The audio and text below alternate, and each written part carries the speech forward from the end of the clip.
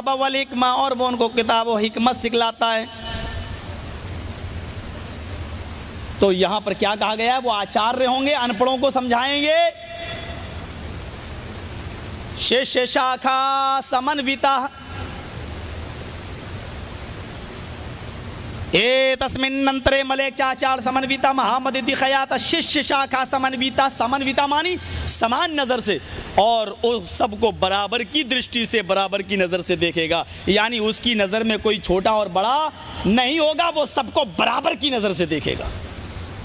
ये मोहम्मद साहब का जजमेंट था, फैसला था। आपने सबको बराबर की नजर से देखा, किसी को छोटा और किसी को बड़ा नहीं। इतिहास पढ़िए, देख डालिए, ऋग्वेद भूमिका पढ़िए आप।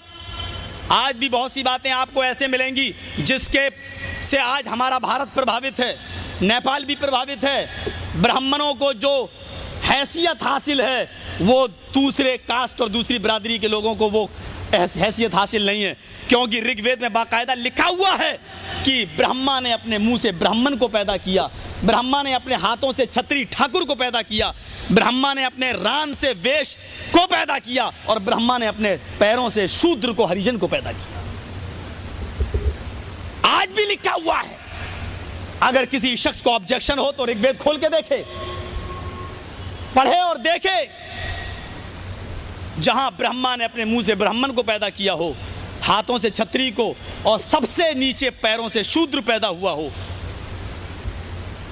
हमारे यहां मायावती जी जो चीफ मिनिस्टर हैं उत्तर प्रदेश की, बार बार धमकी देती रहती हैं। हमको इसलिए अच्छा नहीं समझा जाता क्योंकि हम चमार हैं, हम शूद्र हैं। ये नारे इसीलिए लगाए जाते हैं ताकि अपना प्रभाव डाला जा सके, अपना असर डाला जा सके। उठाओ हज्जतुल विदा के उस खुतबे को, जब जनाब मोहम्मद रसूलुल्लाह सल्लल्लाहु अलैहि वसल्लम ने ये कहकर रंग और नस्ल को मिटा दिया था। फरमाया था ला फज़्ल लिअरबी नाला अजमी वला लिअजमी नाला अरबी। किसी अरब के रहने वाले को अजम के रहने वाले पर, किसी गैर मुल्की को, किसी अजमी को अरब के रहने वाले पर कोई फजीलत नहीं।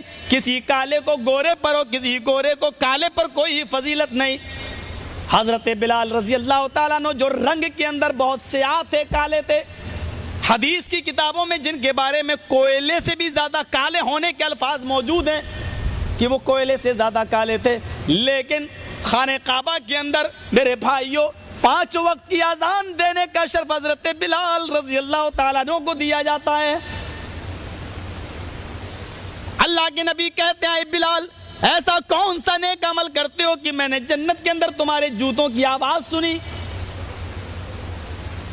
हजरत बिलाल कहते हैं अल्लाह के नबी कुछ नहीं, मैं बगैर वुजू के कभी नहीं रहता हूं। जब भी मैं वुजू बनाता हूं तो 2 रकात तहियतुल वुजू जरूर पढ़ लेता हूं।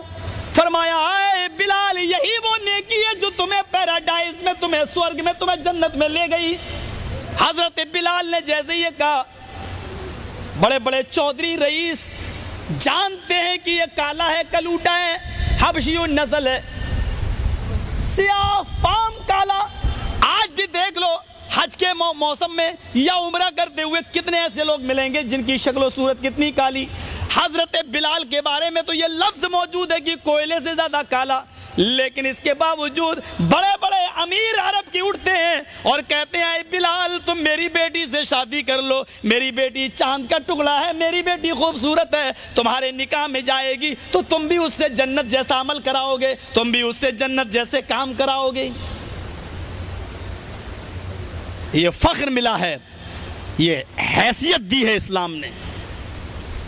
आज भी आप देख लो, मैं जानता हूं अरबियों को बड़ा फख्र है अपने ऊपर, मैं ये भी जानता हूं कि वो गैर मुल्क के दूसरे लोगों को किस नजर से देखते हैं।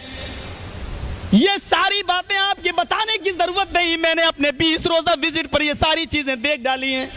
लेकिन इसके बावजूद ये बताओ جب حی علی الصلاۃ کی اذان کی آواز آتی ہے تو اسی مسجد کے اندر ایک ہندوستانی بھی نماز پڑھتا ہے، ایک پاکستانی بھی نماز پڑھتا ہے، ایک نیپالی بھی پڑھتا ہے، اور ایک عرب کا رہنے والا جو دولت میں بادشاہ کے برابر پہنچا ہوا ہے وہ بھی نماز پڑھتا ہے، لیکن وہ اس کالے کلوٹے کو ہٹانے کی جرت نہیں کرتا اور یہ نہیں کہتا کہ تو دوسرے ملک کا ہے، ہٹ جا، تیرے کپڑے گندے ہیں، تو ہٹ جا، میرے آنکھوں کے سامنے سے چلا جا یا اس کونے میں چلا جا۔ میرے پیارے ساتھیو، یہ اسی تعلیم کا نتیجہ جو 1400 سال پہلے جناب محمد رسول اللہ صلی اللہ علیہ وسلم نے بلند کی تھی، آج بھی یہ حق حاصل ہے۔